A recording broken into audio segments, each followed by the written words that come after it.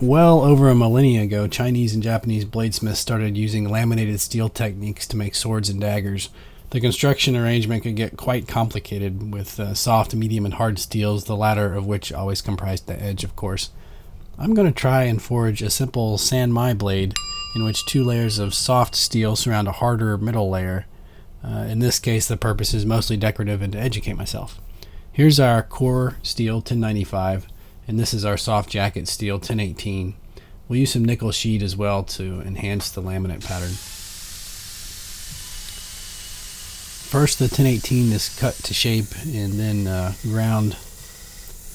The edges will be flattened and the surface will be cleaned up prior to forge welding.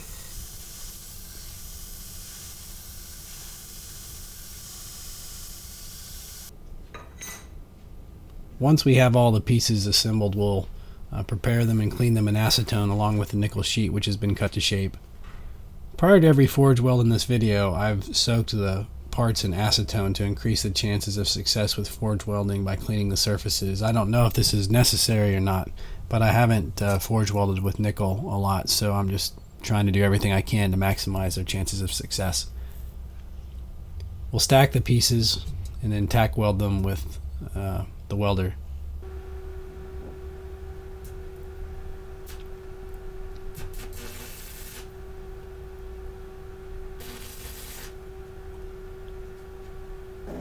A handle is applied and then we put it in the forge to get it to red hot orange, after which our borax flux is put on the piece.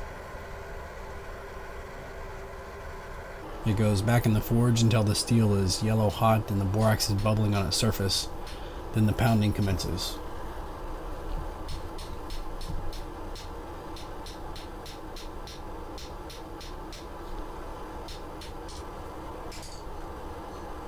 Prior to or during each heat, we'll put more borax on the piece. It travels between the layers of the steel by capillary action, where it dissolves the oxidized scale that would otherwise prevent successful forge welding.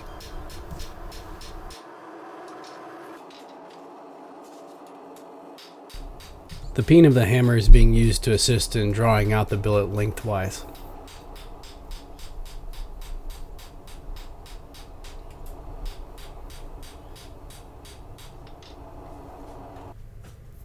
Once sufficiently elongated, the 1018 and nickel billet is cut in half and ground clean.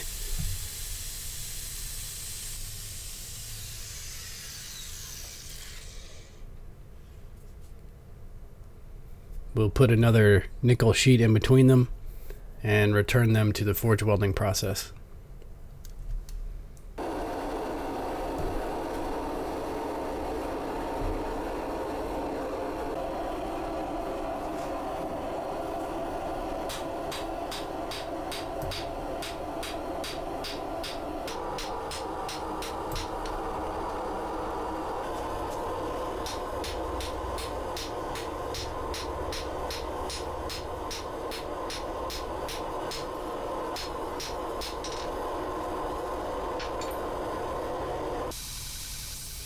Once it's long enough and forge welded solidly, I'll cut it in half and then grind the scale off of the billets so we can combine them with our 1095 core, which is sandwiched between them, again with nickel sheets between the three layers.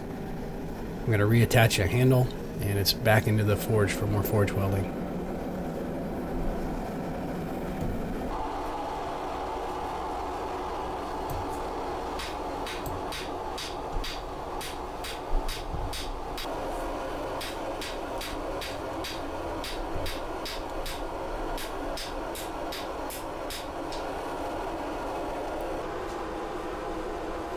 It's a pretty short looking billet. We're going to make a full tang knife, so we have to have the entire length of the knife to work with here in this billet.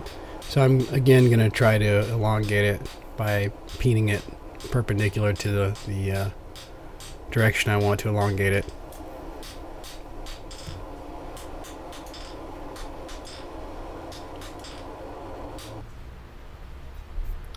Here it is on end. You can see that it's been tapered or thinned out towards the handle, or what's going to be the handle side. We're going to have to cut away the rebar that we've been using and taper the other end as well, the blade side. That'll give the knife its proper double tapered shape, and it'll also assist in elongating the billet, which we still need to make this a little bit longer.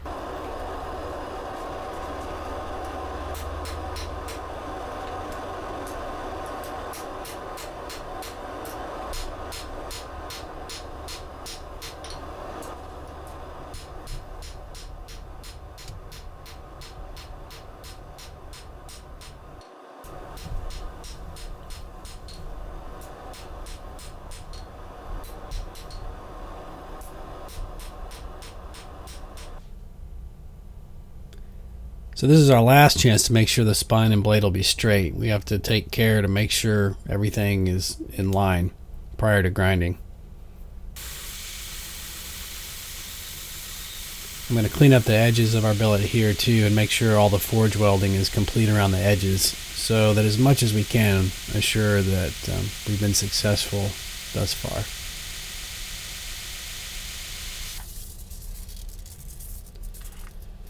I'm going to seal the billet in a steel foil pouch and anneal it or fully de-stress and soften it prior to further grounding.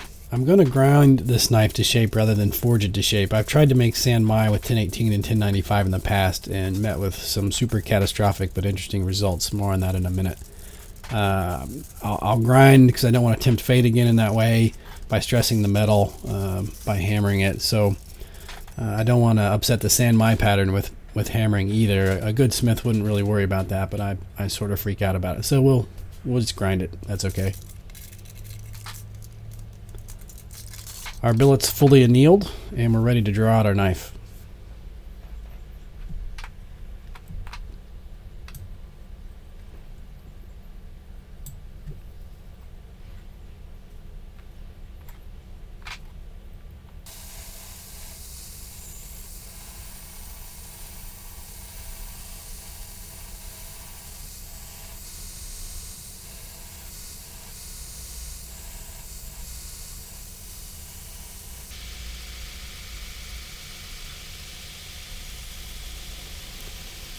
Grinding this to shape goes pretty quick. I've got a 36 grit belt. The steel has been fully annealed, and about half of this billet is comprised of 1018, which is pretty soft anyway.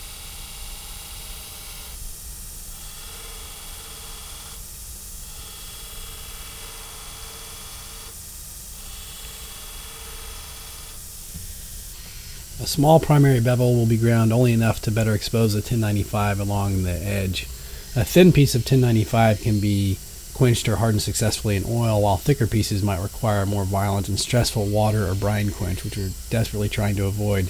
So by thinning the blade area, we're maximizing our chances of the less stressful oil quench being successful at hardening the knife. Grinding the bevel further up prior to heat treatment would predispose the knife to warping and other issues, which, as you'll see, can lead to catastrophe. So we'll complete the bevel grind after heat treat. Here I'm setting the oven to normalize the knife in 3 different heat cycle heatings. At decreasing temperatures, we'll reset the grain size and refine it further, de-stress it if possible. This takes time, but it's well worth it.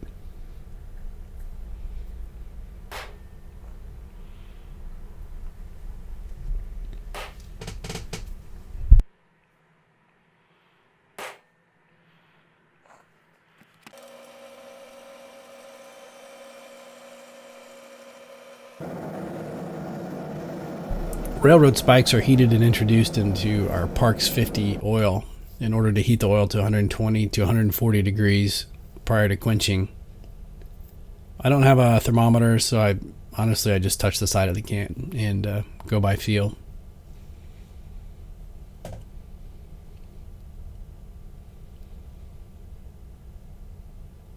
So we're ready to quench the knife.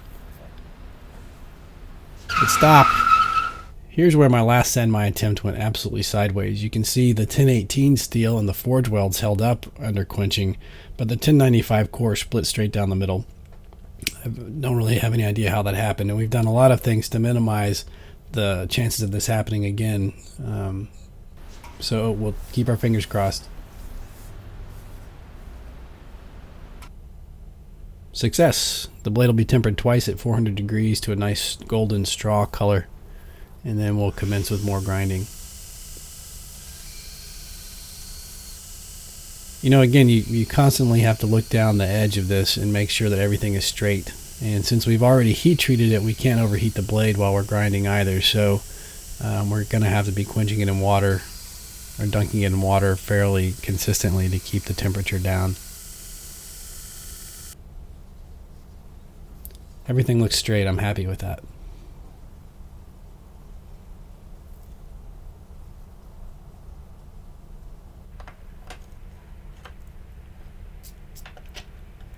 We'll sand the blade to 800 grit. The 1018 jacket takes a quick polish, but the 1095 core, which is much harder at this point, is slower going.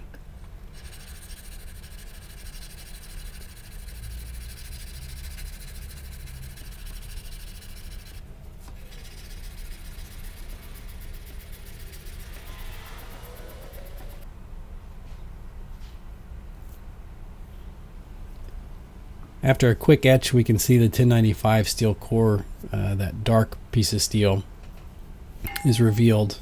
And it's right where it should be. It's in the middle of the knife, right along the edge where the blade's going to be. So I'm pretty hopeful at this point. I might have pulled this off.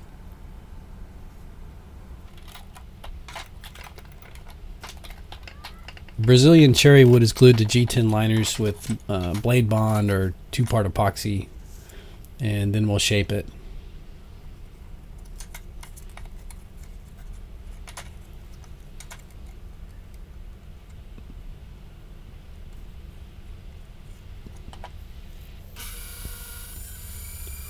At this point, I really like shaping the wood handles. It's so much easier and quicker than working with the steel that you just feel like you're making quick progress, which is nice sometimes.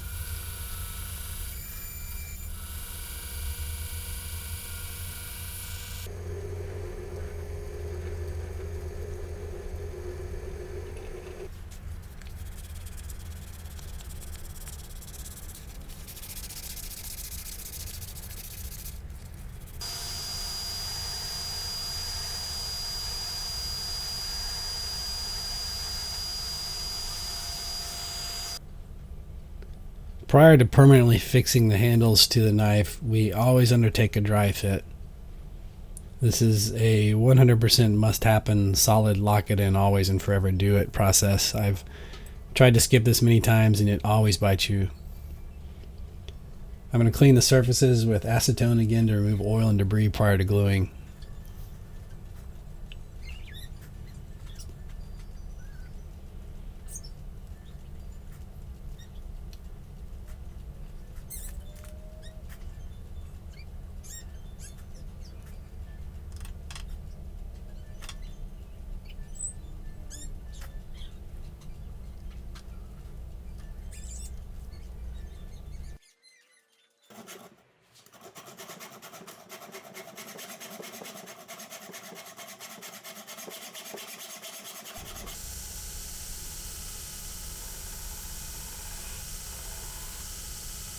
We're going to finish shaping the handles and sanding them to 1000 grit.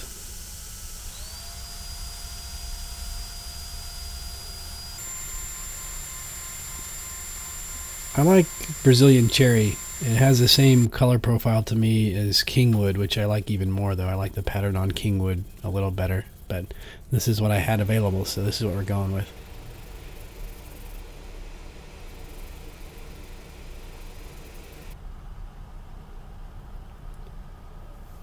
I'm going to finish it in some Danish oil, and then we'll buff it.